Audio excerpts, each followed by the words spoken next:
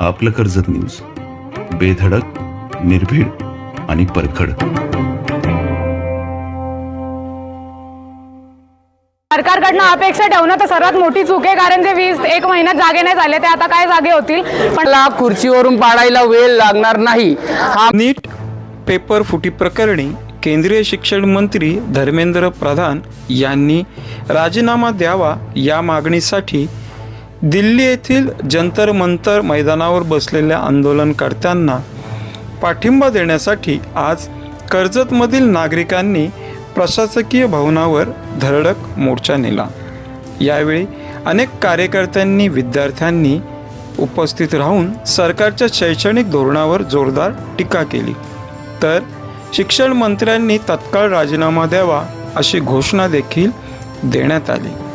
त्यानंतर प्रशासन भवनामध्ये असलेल्या तहसील कार्यालयातील आंदोलनकर्त्यांनी थेट जाऊन तहसीलदार धनंजय जाधव यांना लेखी निवेदन दिले आणि हे निवेदन शासनापर्यंत पोहोचवा अशा सूचना ॲडव्होकेट कैलास मोरे यांनी केल्या.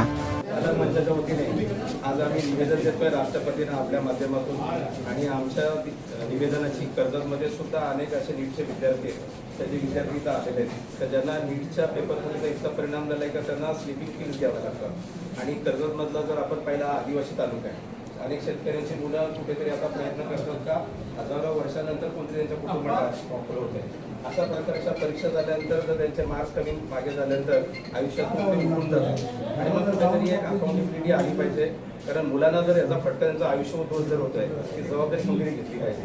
आणि म्हणून आम्ही एक 7-8 मागण्यांचं निवेदन आज देतोय, आणि आमच्या निवेदनाची दखल घेऊन तात्काळ आपण आमच्या संबंधित पत्रावर ठरवा अशा आम्ही विनंती करतोय. धन्यवाद.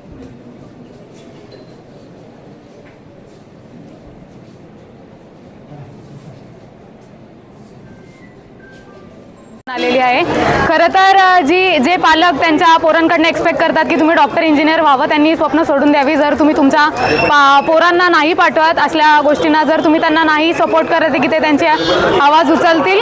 आणि दुसरी गोष्ट म्हणजे जर तुम्ही तुमच्या पोराचं भविष्य चांगलं करणार असतील आणि जे लोक भविष्यासाठी लढत आहेत जर तुम्ही त्यांना सपोर्ट करणार नाही तर सर्वात मोठी चुकी म्हणजे ही समाजाची आहे.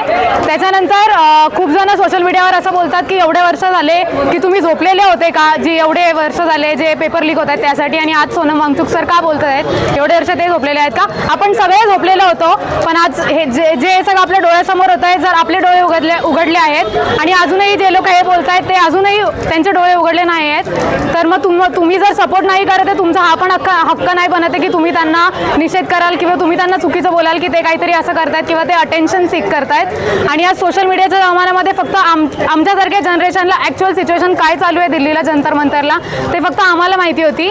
जेव्हा सोनम वांगचुक सरांना ते घेऊन गेले परवा दिवशी, त्याच्यानंतरच फक्त रिपोर्टर्सनी मोठ्या न्यूज चॅनल्सवरती जे विकलेले आहेत इन शॉर्ट माझ्या भाषेत, तेव्हा त्यांनी दाखवलं त्यांचं TRT की गव्हर्नमेंटवाल्यांनी त्यांना हॉस्पिटलमध्ये घेऊन गेले आहेत. जर एवढाच तुमचा रिस्पेक्टफुल वे असेल एखाद्या प्रचारावर बसलेला किंवा एखादा जो काय म्हणतात त्याला प्रोटेस्टवर बसलेला माणसाला तुम्ही हॉस्पिटलला घेऊन जाणार आहात, तुम्ही त्याचे वायटल्स पण दाखवत नाहीत त्यांच्या वाईफला, तर आम्हाला क्लिअरपणे कळतंय की तुम्हाला जो 20 जुलैला जो मार्च होणार होता संसदकडे तो तुम्हाला कसा तरी थांबवायचा होता. आणि मग असे एका काकांनी सांगितलं की आता तिथे लाठीचार्ज झालेला आहे. तर मग माझं असं म्हणणं आहे की पोलीस जे लोक शपथ घेतात की तुम्ही पब्लिक सर्वंट आहात आणि तुम्ही पब्लिकलाच मारायला जातात, तर माझं असं म्हणणं आहे की केवल मोमबत्तियां जलाने से इस देश का कानून ना अंधेरे से बाहर आएगा, कुर्सियों पर बैठे उन छोटी नीट सोच वालों से ये देश का युवा क्या ही सीख पाएगा. धन्यवाद. विद्यार्थी म्हणून अजूनही तुमची सरकारकडून अपेक्षा आहे की धर्मेंद्र प्रधान राजीनामा देतील? सरकारकडनं अपेक्षा ठेवणं तर सर्वात मोठी चूक आहे, कारण जे 1 महिन्यात जागे नाही झाले ते आता काय जागे होतील. पण माझं असं म्हणणं आहे की जोस्तोवर ते जागे होत नाही आपण सगळ्यांनी हे करावं. माझं एज्युकेशनवाल्यांनी जर हे खूप मनावर घेतलं तर आज सगळ्या शाळा बंद करायला पाहिजे होत्या आणि सगळ्या स्टुडंटनी शिक्षकांनी रस्त्यावर येऊन ते आंदोलन जिथे तुम्ही दिल्लीला नाही जाऊ शकले तुम्ही जिथं राहतात तिथं तरी ते सहकार्य करायला पाहिजे. कारण जेव्हा यांच्यावरती प्रेशर येईल ना तेव्हा त्यांच्या कुर्सी खालची आग जेव्हा जळेल ना तेव्हा ते उठतील, असं उठणार नाहीत ते लोक. नमस्कार, मी अर्जुन माली.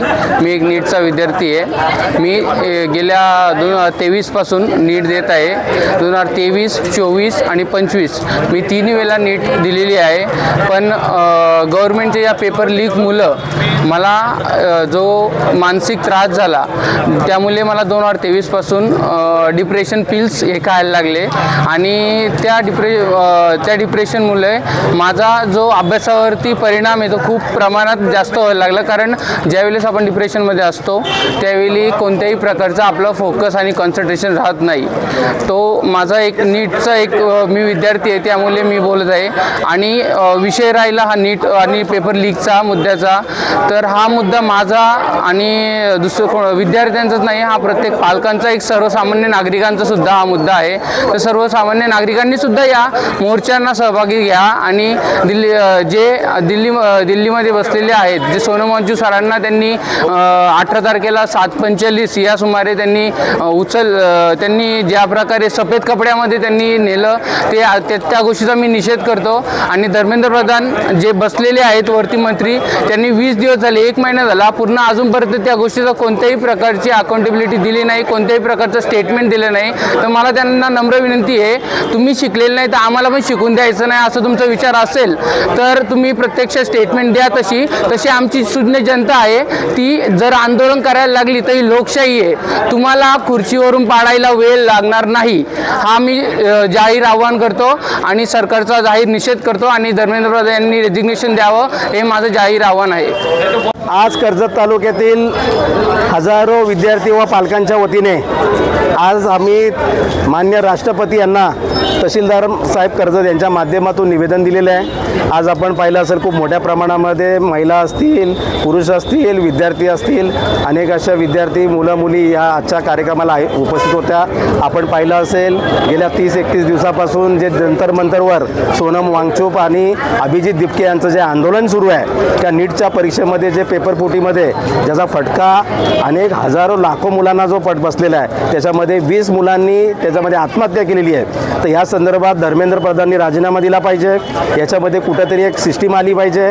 कारण ज्या पद्धतीने जर त्यांना मार्क्स कमी पडल्यानंतर त्यांचं आयुष्य उद्ध्वस्त होतं, तशाच प्रकारे जर या खात्यामध्ये जर पेपरफुटी जर झाली, त्याच्यामध्ये कुठल्याही प्रकारचं लीक जर झालं तर याची जबाबदारी कुणीतरी घेतली पाहिजे. आणि ती जबाबदारी म्हणून कुणी तर धर्मेंद्र प्रधान यांनी जबाबदारी घेऊन नैतिकदृष्ट्या त्यांनी राजीनामा दिला पाहिजे. आणि आज तिथं पाहिलं असं 18 तारखेला ज्या पद्धतीने तिथल्या सोनम वांगचूक यांना जे उचलण्यात आलेलं आहे त्याच्यामध्ये हे पूर्णपणे संविधानिक अधिकाराचं उल्लंघन आहे. आणि याच्या पुढे कुठल्याही प्रकारे देशभरामध्ये जी लोक आंदोलनं करत आहेत त्यांना अशा प्रकारे त्यांचं आंदोलन चिरडण्याचं किंवा त्यांना अशा प्रकारे प्रेशराईज करण्याचं कुठल्याही प्रकारची व्यवस्था केली नाही पाहिजे. आज तुम्ही पाहिलं असेल का 20 तारखेला लोकशाहीमधला मोर्चे, आंदोलनं, धरणे आणि निषेध करणं हे लोकशाहीचे अंग आहेत जे लोकांच्या भावना व्यक्त करण्यासाठी आपण गेले अनेक वर्ष करीत आलेलो आहेत. परंतु आज तिथल्या ज्या मुलांच्या जीवितावर आपण देशाचं स्वप्न रंगवतोय त्या मुलांच्यावर लाठीमार केलेला आहे त्याचा सुद्धा आम्ही या घटनेचा निषेध करतोय. आणि हे सर्व करण्यासाठी आम्ही निवेदन दिलेलं आहे. भविष्यामध्ये तिथलं जंतर मंतरवरचं आंदोलन जर समजा उद्या वाढलं तर कर्जतमध्ये सुद्धा मोठ्या प्रमाणामध्ये धरणे आंदोलन असेल तर धरणे आंदोलन असेल, उपोषण असेल, मोर्चे असतील, अशा प्रकारचा आम्ही तो पवित्रा घेणार आहोत. आज व्हेरी शॉर्ट नोट्सवर सुद्धा मोठ्या प्रमाणामध्ये इथले पालक आणि विद्यार्थी इथे हजर झालेले आहे आणि खूप मोठ्या प्रमाणामध्ये इथं प्रतिसाद आम्ही आज जंतर मंतरवर काय होतं त्याच्यामध्ये किती त्याच्यामध्ये सरकार प्रतिसाद देत आहे. आणि त्याच्यानंतर जर हे आंदोलन जर वाढलं तर कर्जतमधून नक्कीच त्याच प्रकारचं आंदोलन छेडलं जाईल. आपलं कर्जत न्यूज यूट्यूब चॅनलला सबस्क्राईब करायला विसरू नका. नवनवीन बातम्या आणि अपडेटसाठी बेल आयकॉन नक्की प्रेस करा.